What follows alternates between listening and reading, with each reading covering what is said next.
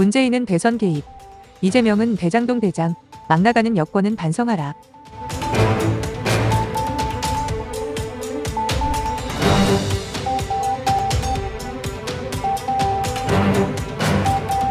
문재인이 대선을 불과 2달도 남기지 않은 시점에서 대선 개입을 본격화하기 시작했다. 북한은 1월 5일 동해상으로 탄도미사일을 발사한 데 이어 6일 만인 오늘 다시 미사일을 발사하며 새해부터 군사도발을 계속하고 있다.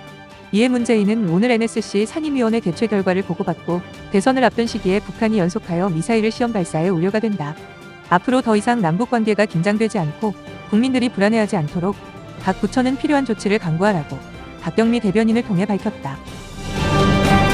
북한에 대한 어떠한 메시지도 없었고 문재인 자신이 무엇인가 조치를 하겠다는 말도 없었고 문재인 본인이 입장문을 발표하지도 않았다. 메시지 자체에서도 알 수 있는 바와 같이 문재인이 우려하는 것은 국민의 생명과 전쟁의 위험이 아니라 오직 대선이다.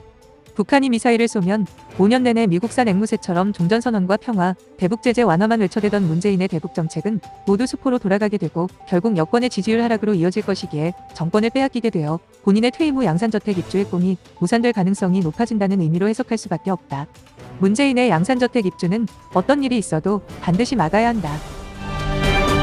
최근 더불어민주당 이재명 후보의 입장은 더욱 가관이다. 구속된 대장동 일당들은 어제 열린 형사재판에서 전부 혐의를 부인하며 모든 책임은 이재명에게 있다는 취지의 주장을 했다. 즉, 화천대유 대주주 김만배의 변호인은 당시 이재명 민주당 대선 후보가 안정적 사업을 위해 지시한 방침에 따른 것이라고 진술한 것인데 이는 결국 대장동 사업과 관련된 모든 법적 책임 역시 이재명이 부담하여야 한다는 뜻으로밖에 해석되지 않는다.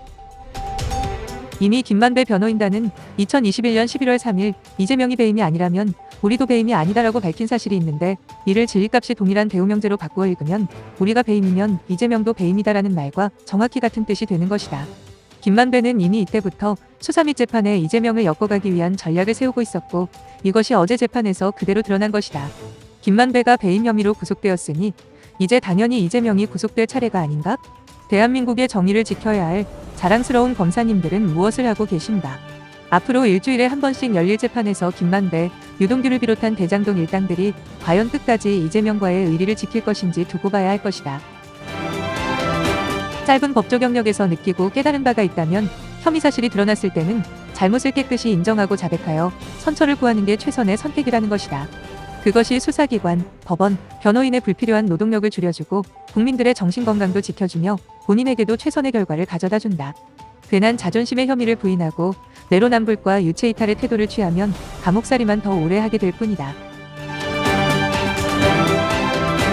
이상 오늘의 뉴스 보도를 마칩니다. 애국 자유우파 진영의 야권 대선 후보 단일화를 반드시 이루고 하나로 똘똘 뭉쳐 종북 주사파로부터 빼앗긴 자유대한민국을 되찾읍시다. 지금까지 시청해주셔서 감사합니다.